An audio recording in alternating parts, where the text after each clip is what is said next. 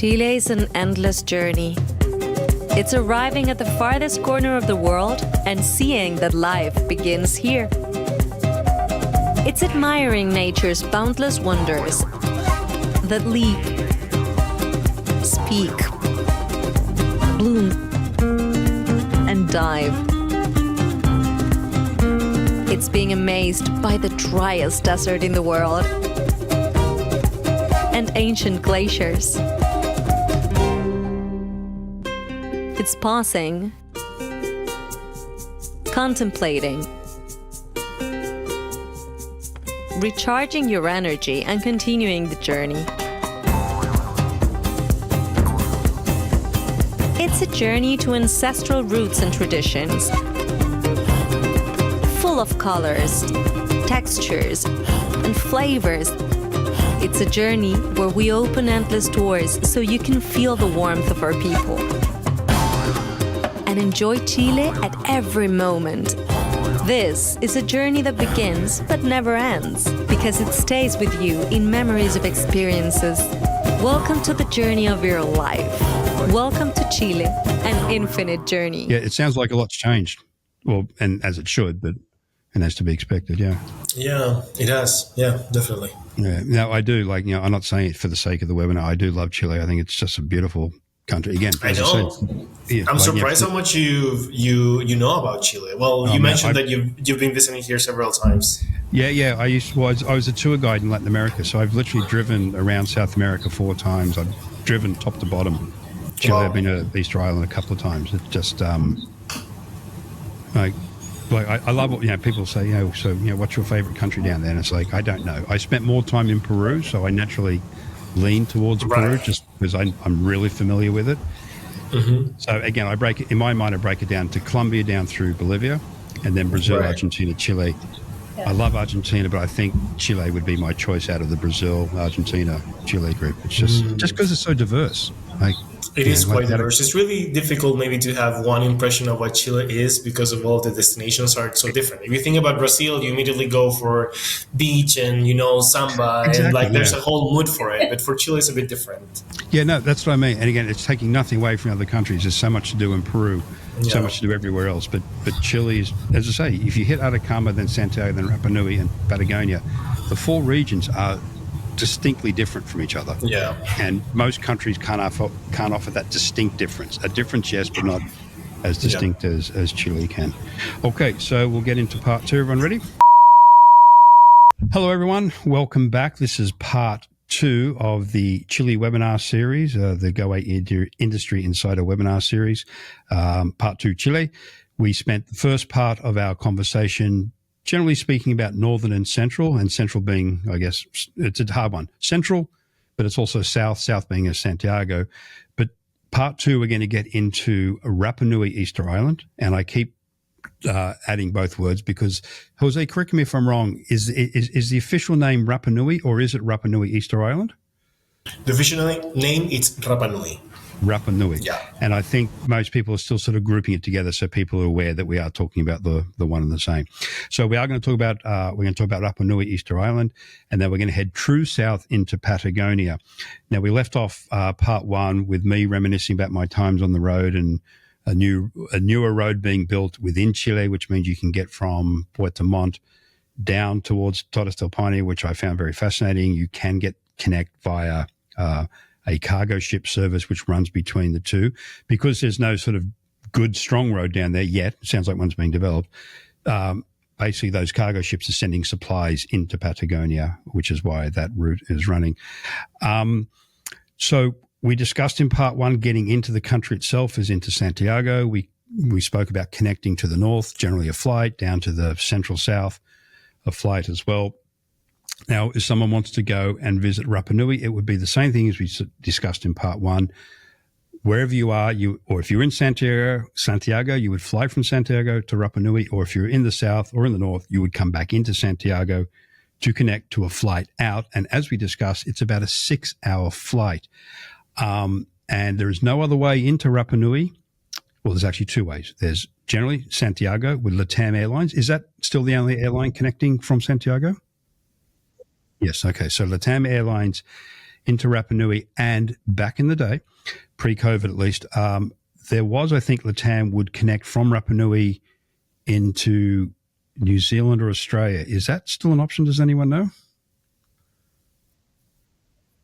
Not anymore, because we used to have a trip which was basically Australia and Chile together, linked by Rapa Nui. But again, I will check on that as we were checking on the air pass for LATAM, but maybe not. If not, let's ignore that for now.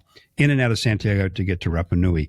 6-hour flight. So basically on an itinerary build, you have to allow a day to get there and a day to get home.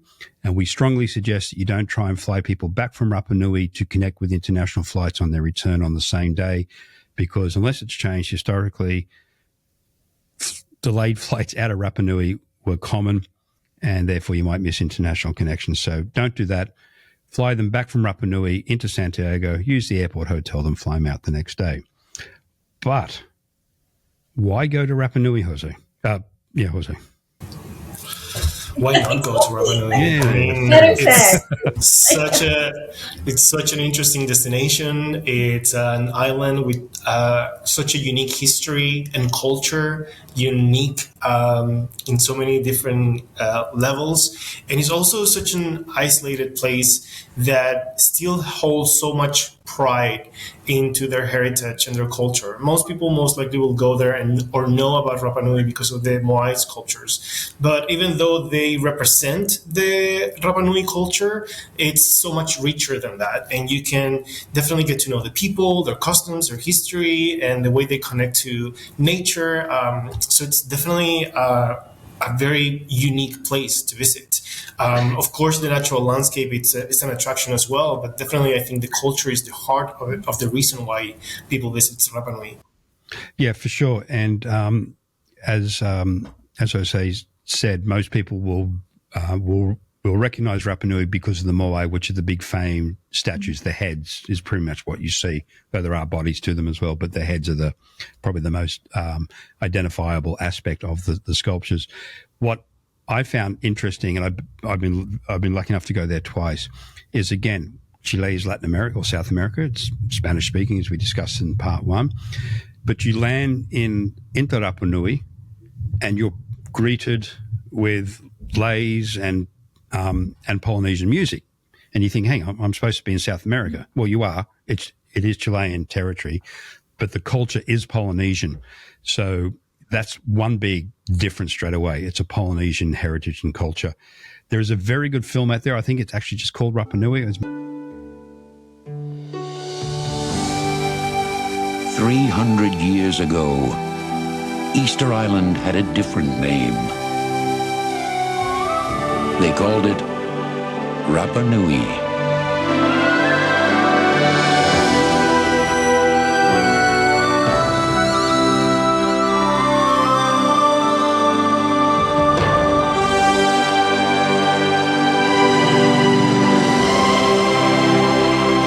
As boys, they had been friends. But theirs was a divided world, where the privileged made the rules. I only believe in what I can see, in what I can feel, and what I don't have. We were friends once. As men, they would compete. If he loses the race, for the right to lead their people. This is our chance. You must help me do the impossible. And to win the woman that they both loved. How bad do you want to win? More than anything. Enough to see him sacrificed?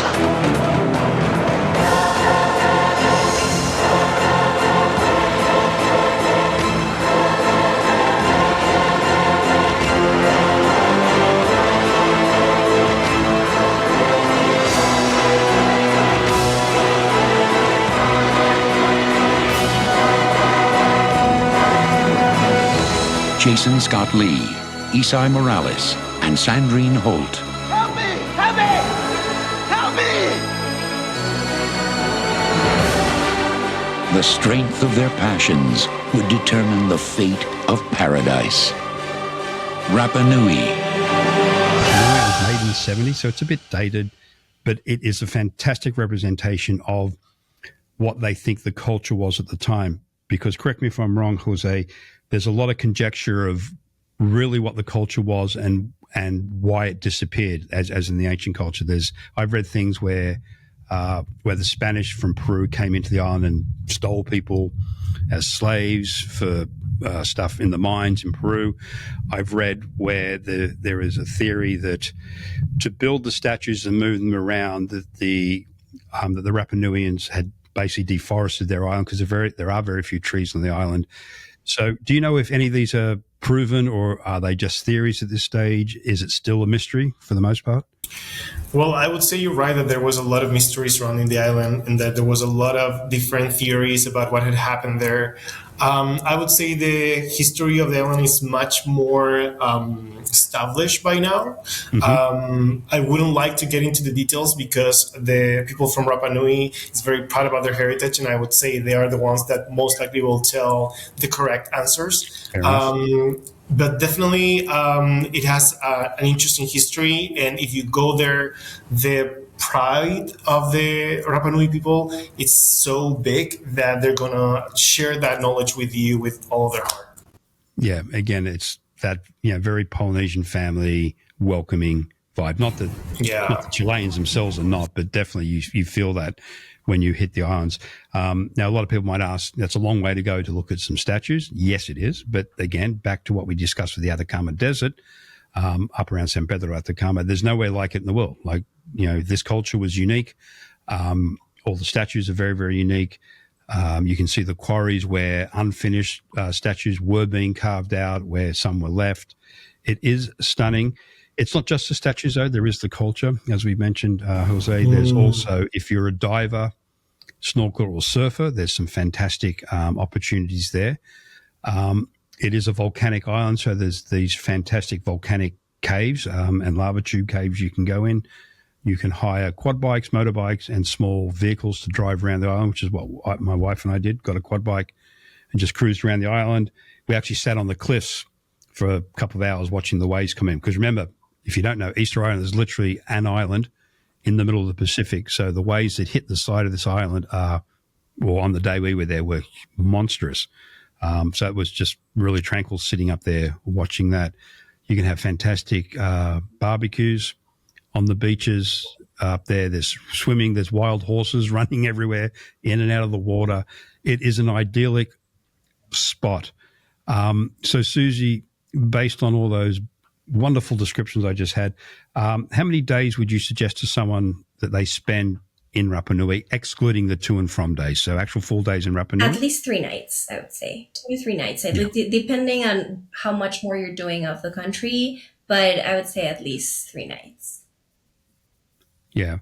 And within that, I recommend that on one day, if not a full day, at least a half day, you take a guided tour around the island. It's not big, so you can do it and hear from a local about their culture, their history, hear it as they believe it to be and probably know it to be.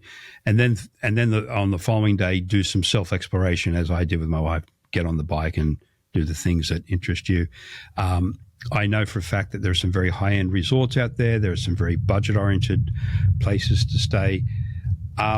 Jose, I did hear, again, I heard about this a long time ago. There was talk of development of a port for cruise ships to make call at Rapa Nui. Is that something that is true? Is it excuse me? If it is true, is it a happening thing? I don't think it's something that is happening. Okay. Especially in the last few years, I would say there's been a lot more awareness of the protection that the island needs. So there's a lot more control over the amount of passengers that are flying into the island.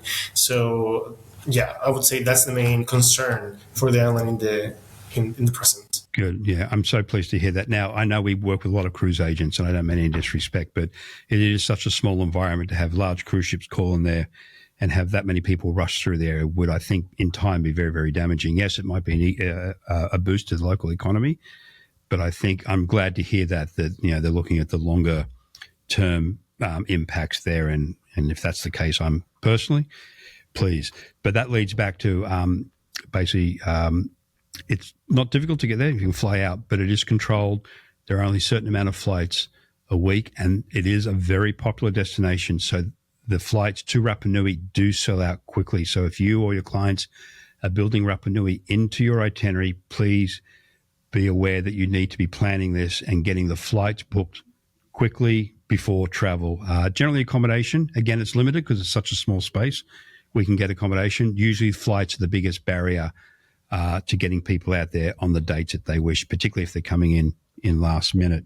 Now, we just discussed that there's hopefully no port on the horizon for Rapa Nui. Is there anything else that has, since I haven't been there for a while, anything that's changed in the past or that is coming up in any sort of changes for the island itself? That's hard to tell. There's a lot of development, of course, in terms of tourism. Like I said, there's a lot more conscious of the importance of the island for the country and the relationship that it's having with the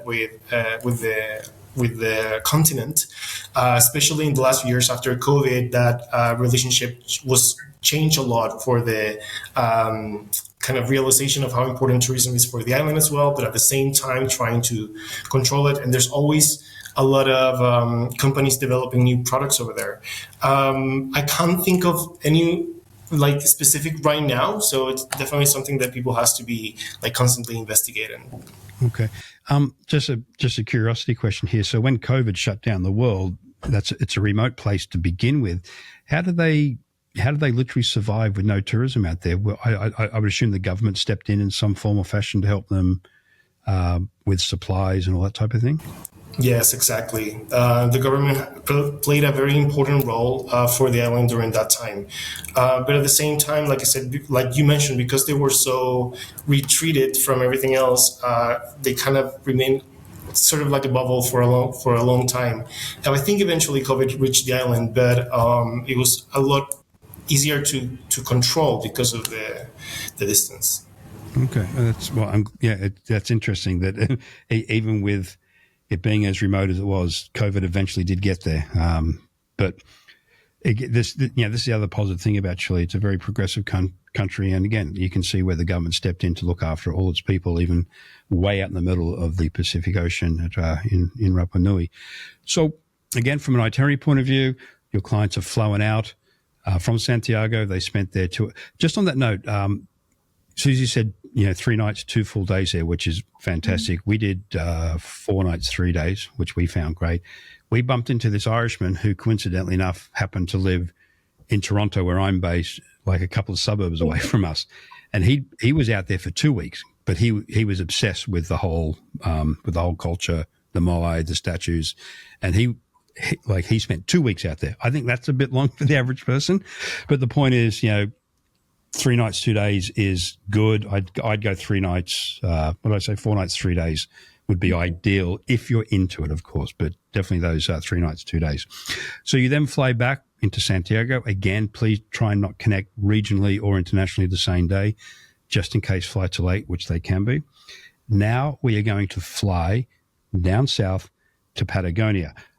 We did discuss this, in part 1. You can drive most of the way now within Chile. You've got the cargo ship connections, but the average person is going to fly from Santiago down. Now, I take a step back. If the client maybe goes from Santiago down to Puerto Montt in the Lakes District, we discussed also in part 1, you can fly or pick up a connector from there down to Punta Arenas, which is the main airport that services Chile and Patagonia.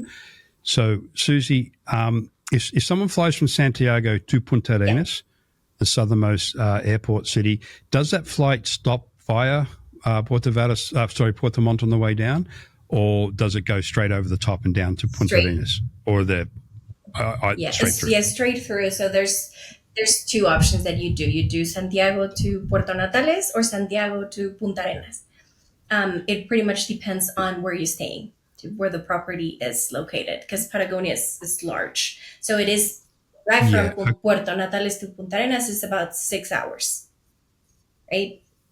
Okay, so you just mentioned Puerto Natales. In all my time down there, both leading groups and I've traveled down there a lot after that, the airport at Puerto Natales was never opened. They kept threatening it's going to open, it's going to open, it's going to open. Are you saying it is now an accessible point? Yes, correct. It's yes. Awesome. And Where'd you say from? From Santiago. You'd fly from Santiago to Puerto Natales, in and out. You can do that now. Oh, okay. I know that's obviously old news to you. That's news. That's new news to me, and it's awesome news. Now, the reason I say it's awesome news, as we just said, the way you used to do it is you'd fly into Punta Arenas, and then there. Okay, so let's take a couple of steps back. I'm getting ahead of myself. The reason you fly down to Punta Arenas is to go to explore Patagonia. Patagonia sits within both Chile and Argentina, and there are two big sites within these countries that most people will fly south for. One is Torres del Paine National Park, which is within Chile, and then there you have a town called Calafate, which has the Moreno Glacier, which is on Argentina. As the crow flies, they're literally across the border from each other, but to get there, there's a big looping road. We'll talk about that probably later. But to access Torres del Paine National Park, which is probably one of the most beautiful national parks in the world, and I've been lucky enough to see a lot of the big ones, this still to me is it. You would fly into Punta Arenas, then you'd have to do, I think it was a 4-hour road transfer via Puerto Natales, which sits near the gateway to Torres del Paine National Park, and then into the park itself. And I think from Puerto Natales reaches the park, it's another 2 hours. So as I think you said, Susie, it's like a 6-hour road connection. So that was like a complete day, and often people would stay at Puerto Natales for a night, then go into the park. But now, being able to fly into Puerto Natales is literally flying into the gateway, the entrance to Torres del Paine National Park, which is a huge change from when I was there. So that's fantastic. So client would fly Santiago into Puerto Natales. There are options to stay in Puerto Natales, again, right on one of the parts of the peninsula down there, right on the water, stunningly beautiful. But let's say they fly in and they will connect straight into the park. So, Jose, why is someone going to all this trouble to fly all the way south to drive into a national park? Well, Torres del Paine, and I would say I'm going to refer to the experiences of people going there. People usually consider it one of the most beautiful places in the planet. I mean, it's untouched nature, and it has beautiful lakes, beautiful tracks. You know that Torres del Paine offers you 2 tracks that you can usually take, the W and the O. The O is the longest one, so usually people take the W track, which takes around 3 to 4 nights. And there you can just dive into Patagonia and see one of the most beautiful landscapes, definitely in the world. It's really hard to express how beautiful it is, just because it's nature, right? But it's definitely a place that people loves, and that a lot of people keeps going there, even though it's so far away. They travel many times to the south to just take the different tracks. Yeah, it is. Again, it's stunningly beautiful. The way I've always described is if you took a Jurassic Park film and took the dinosaurs and plot them in Torres, it'd fit. It's just that sort of Jurassic, old world, prehistoric nature vibe to it. These stunningly beautiful glacier-fed waterfalls everywhere. There's a couple of glaciers in there. The famous one that people can sort of cruise to the front of is called the Grey Glacier. As Jose mentioned, it's a very outdoors destination. So if you go down to Patagonia, Argentina, or Chile, you're going down to be outdoors. This is not, though a lot of the resorts in and around the park offer spas and wellness, that's really at the end of the day. You want to be out there enjoying trekking. And even in summertime, our winter, Northern Hemisphere winter, it can be pretty harsh down there because you get winds coming off the Andes and stuff like that. Excuse me. But it's worth it. It is just, again, another out-of-this-world place, completely different to the Atacama, which is out of this world. But it's just amazing. You have probably the most iconic site down there is the 3 towers, granite towers, which you can trek to, which I did with my son.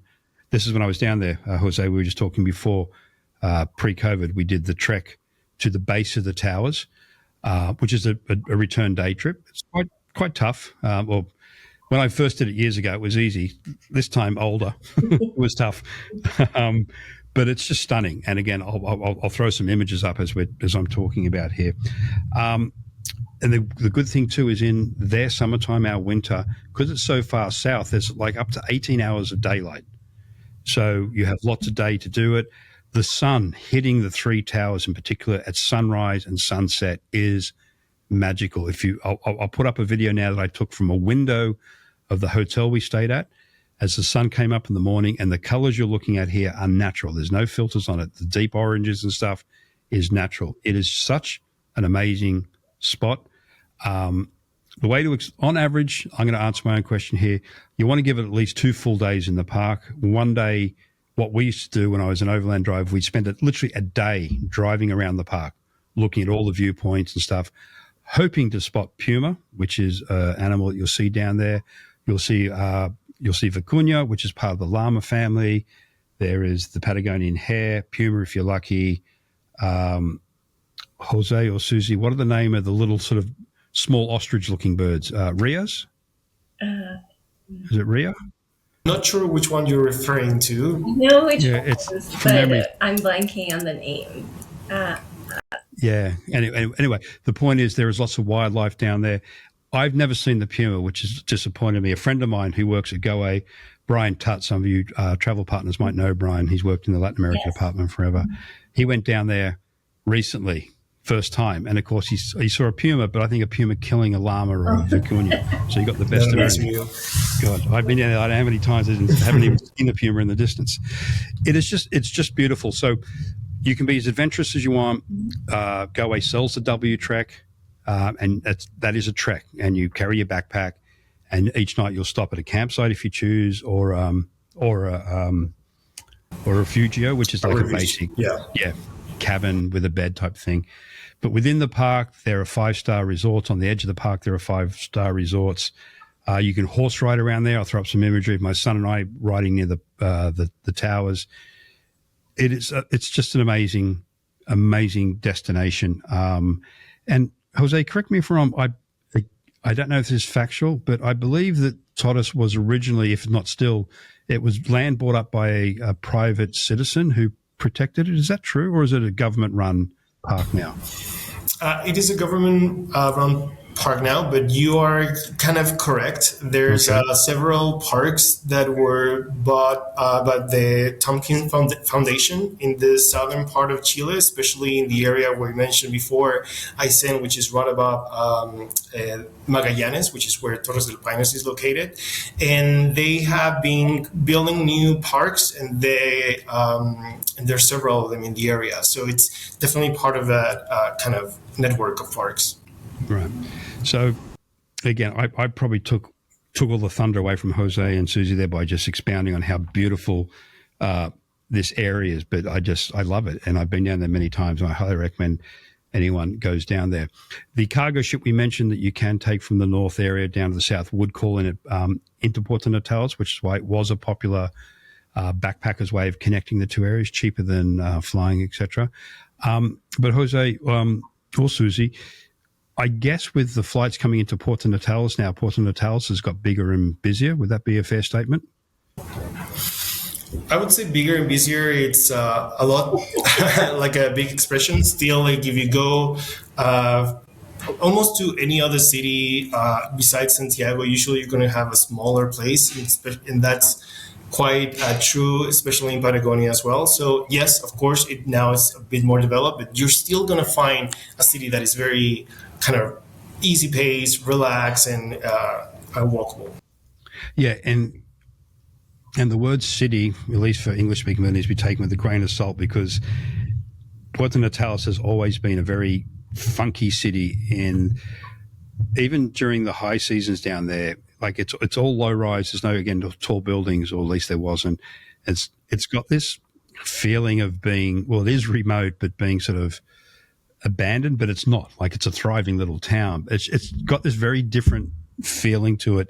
And within it, you've got all these backpacker hostels, and again, some beautiful 5-star hotels in there as well. So with, again, Puerto Natales opening up, has that hurt Punta Arenas in any way from people visiting Punta Arenas? No, I would say it's just has helped develop the whole area. Like it has become a lot more connected, and Puerto Montt, sorry, Punta Arenas still is a very attractive destination as well. Like people usually thinks about Torres del Paine whenever they think about Chile and Patagonia, but nature over there is just impressive, and there's a lot of other parks that you can go to as well. Yeah. So now working on this flight that you can go into Puerto Natales. Again, you would fly from Santiago to Puerto Natales, take the transfer into the park. Like in San Pedro de Atacama, almost all again, once you leave Puerto Natales, you hit the park and there's nothing in there other than these handful of lodges, hotels, etc. All those lodges, hotels will include a transfer to and from Puerto Natales within their services. You can cross by road into Argentina to go to Calafate. Some lodges will include that on certain days. Some lodges don't. But the point is, if you want to connect into Argentina to Calafate and the glacier, it's very easily done out of the park directly in. You don't necessarily have to go back to Puerto Natales. But excluding Argentina in this conversation, you go in, you do your visit, again, at least 2 days, if not 3 in the park. You'd come back out, then you would drive into Punta Arenas. And on the way there, it's a beautiful drive. And this also takes you along the edge of, oh my God, I just read a book on it, on the Magellan Strait. Sorry, totally forgot. And you can actually cross on a little ferry across the Magellan Strait if you choose to. But you would fly or drive into Punta Arenas. Now, Punta Arenas was, as I mentioned, sort of the gateway to getting to Torres. That's obviously changed a bit. But Punta Arenas still remains the gateway for cruises or expedition cruises going to Antarctica, because you can leave from Chile, Punta Arenas, as well as Ushuaia, Argentina, for your trip into the peninsula. It is from Punta Arenas where you have the only option if you want to fly into Antarctica. You can do that from Punta Arenas. That's the only option. But another really cool option for Chilean Patagonia is taking the Cruceros Austral cruise. It's a 4-star cruise from Punta Arenas in through the Chilean fjords into Ushuaia, Argentina, or vice versa. So this is another way you can connect the southern part of the continent as well as the two countries together. So, Jose, would you like to expand on the options out of Punta Arenas, particularly that cruise with Cruceros? To Antarctica, you mean? Well, Cruceros basically cruise from Punta Arenas to Ushuaia, correct? And then you have all the other. Then you have the Antarctica ships and cells going down to Antarctica. Am I right in that? Yeah. Yeah. This is a very kind of interesting attraction or destination that we're trying to push. A lot of people still considers maybe the connection with Antarctica something more related to Argentina, but definitely there's a lot of different products that are being developed in Chile as well to connect all of that area. So definitely,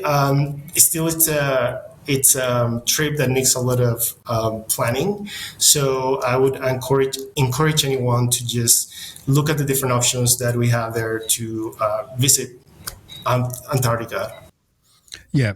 So a shameless plug here for our travel partners out there. If you haven't enrolled in the Goway Pro Travel Academy, I suggest you do. If you have enrolled, we have a training session on Patagonia itself, both Argentina and Chile, and it goes through all these different options and how to connect them through, because, again, it gets quite complicated on an itinerary build about if you want to connect both countries together in the southern area. And I will have a question for Susie about that in a minute.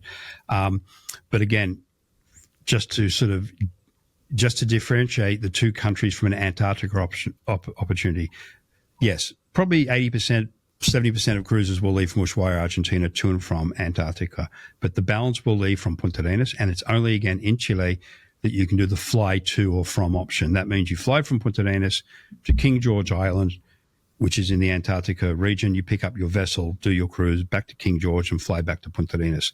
So it saves time, saves money, and if you're a seasickness person, you avoid the Drake Passage crossing. So they're the three big reasons to consider going in via Chile to do Antarctica. And again, everything else we've discussed in part 1 and part 2, you can link it all together and finish off with your Antarctica cruise. But the other really good option, if you're a cruiser and Antarctica is not your thing, Antarctica is too expensive for you, is the Cruceros Australis cruise, which takes you through the Chilean fjords from Punta Arenas into Ushuaia or vice versa. And this one actually takes you, weather conditions allowing, to get off at, oh my God, another total mental blank here. Cape of, no, I'm thinking Cape Horn. Yeah, sorry, I was thinking Cape of Good Hope. So I was just in Africa this year and saw that. Cape Horn, where if the weather conditions allow, you'll land and get onto Cape Horn. Now, this is a fantastic option because not only do you connect the two countries together, if that's a choice, again, you can do loops, Punta Arenas back as well. But you see an area which very few people go to because there are no roads. You'll see a plethora of wildlife, stuff you won't see in Antarctica.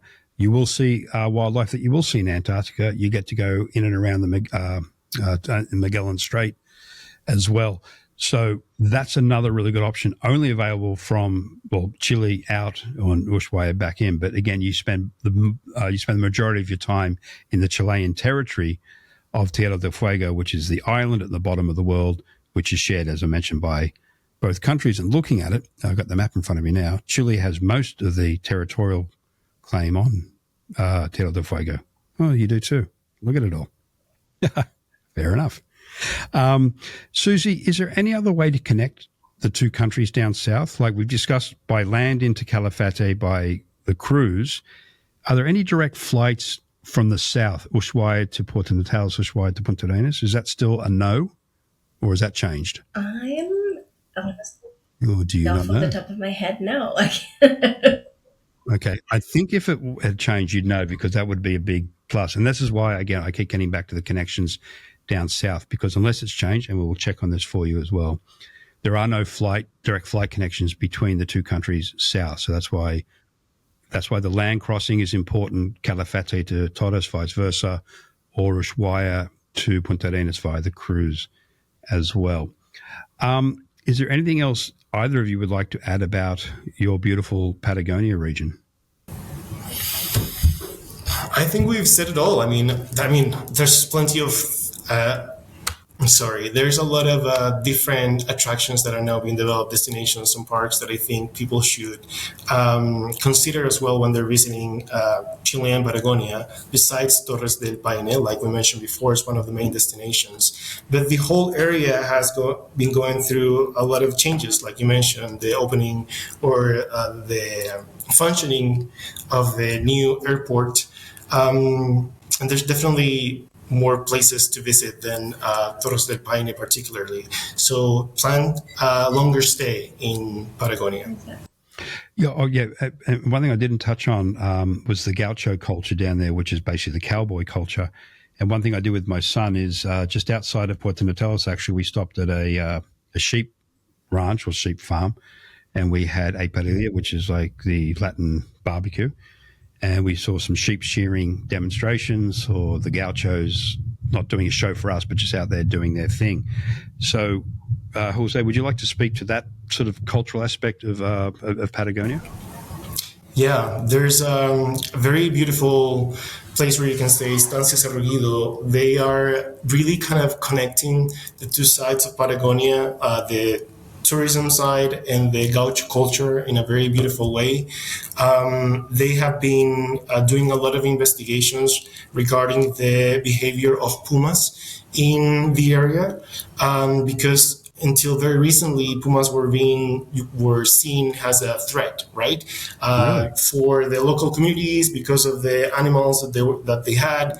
And now, in the last few years, there's so much interest in people that is visiting the national park on connecting with the gaucho culture and also with the fauna, and especially looking at pumas, that they allow you to stay there and kind of experience the gaucho culture and explain to you how that works, the relationship with landscape and nature. And at the same time, they are kind of reframing pumas for the local communities, not as a threat, but as an important part of the identity of the area, and also as an asset for tourism. Wow. Okay. That's news to me. That's fantastic. is the puma only found down in the Patagonia region? No, it's found all across the southern part of Chile, especially in the Andes. But I would say because in Patagonia there's a lot less kind of urban life. Yep. There's definitely an easier way to see it. Okay. I'm just asking some random questions here out of curiosity. On the sheep farm, obviously, they're producing sheep. What are some of Chile's biggest exports to the world? I know mining is a big aspect of your economy. Is agricultural exports a big thing for Chile as well? Yeah, definitely. But like you said, mining is the main export. We export copper, which represents almost 40% of the nation's income.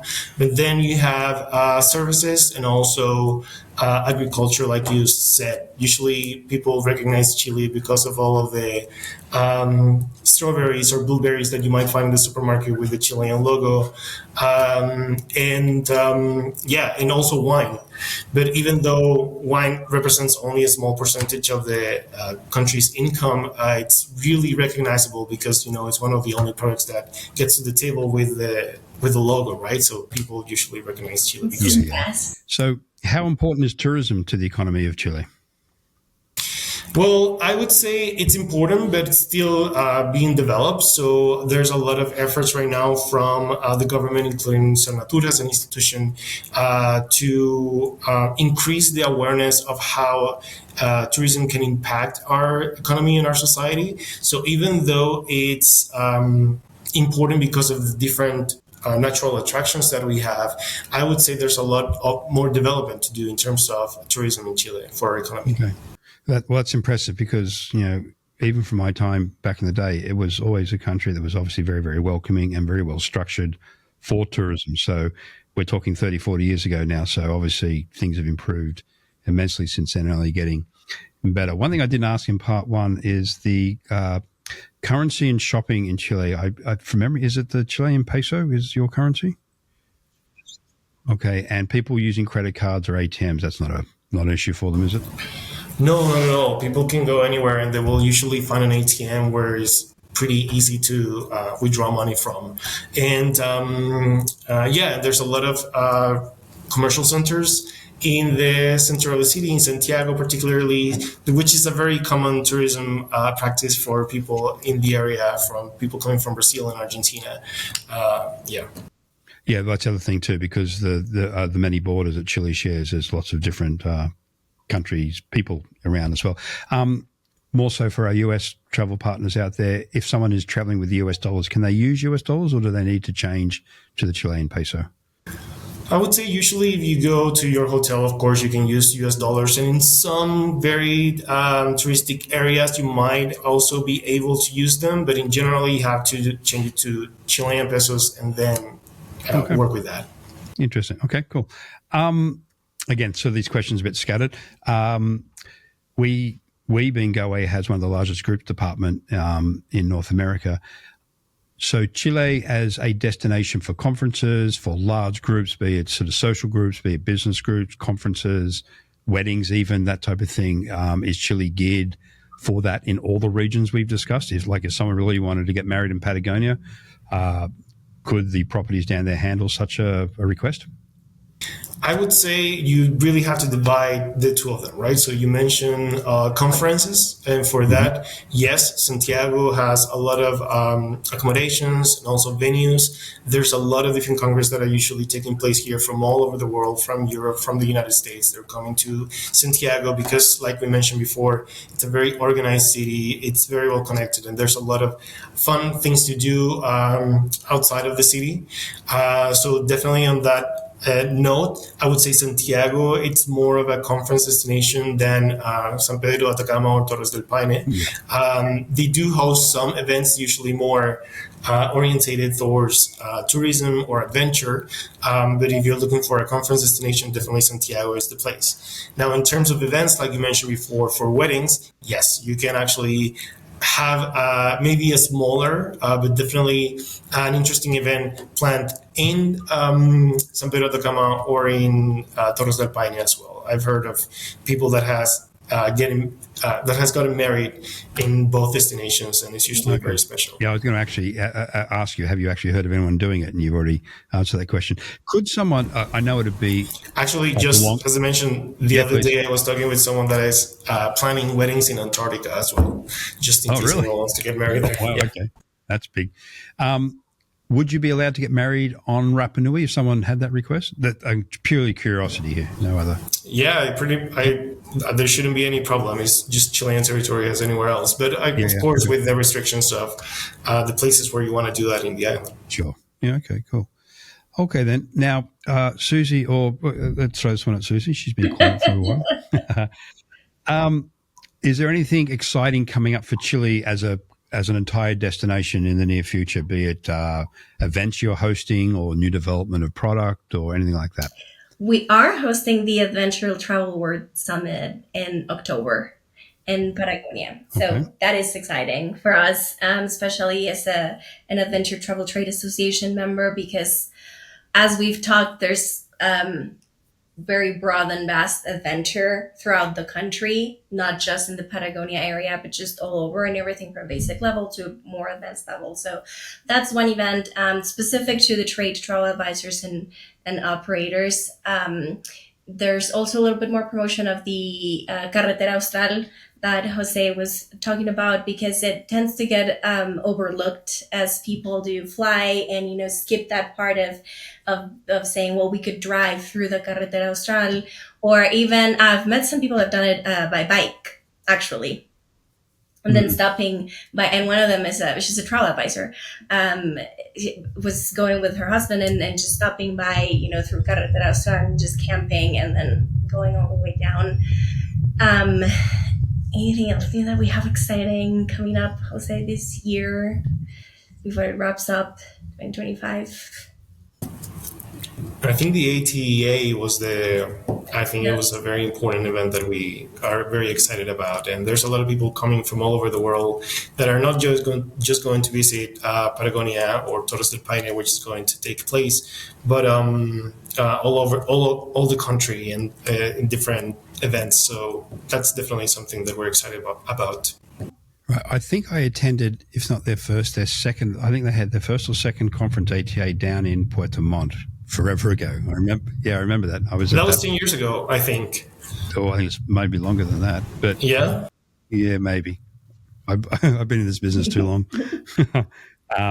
But I do remember going to to one of their events in Puerto Montt way back in the day. It was actually, complete aside here, the venue they wanted hadn't been finished. It was still under construction when they got down there.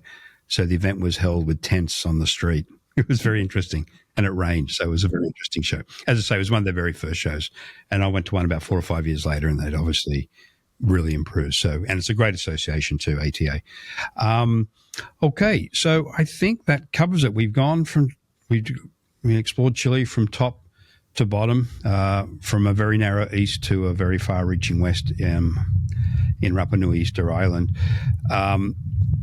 Just before we came on air for part 2 here, I was talking to Jose about Chile, and I want to emphasize again that all countries have a lot to see and do, and all countries have different regions and different experiences. But I don't think I've ever been in one country that offers such a noticeable differentiation between the regions that it has. In this instance, it's obviously northern Chile, central, south, Rapa Nui, and then Patagonia, which goes to the fact, as I mentioned in part 1, that for our travel clients out there, and it's like, unless clients have a lot of time, it's very difficult to do Chile properly, in one trip. So therefore, it's a fantastic region for return bookings twice, if not 3 times, to really enjoy it. It is an amazing country, welcoming, safe, as we discussed, very well developed, really well geared to all types of travelers, from adventure to luxury, wellness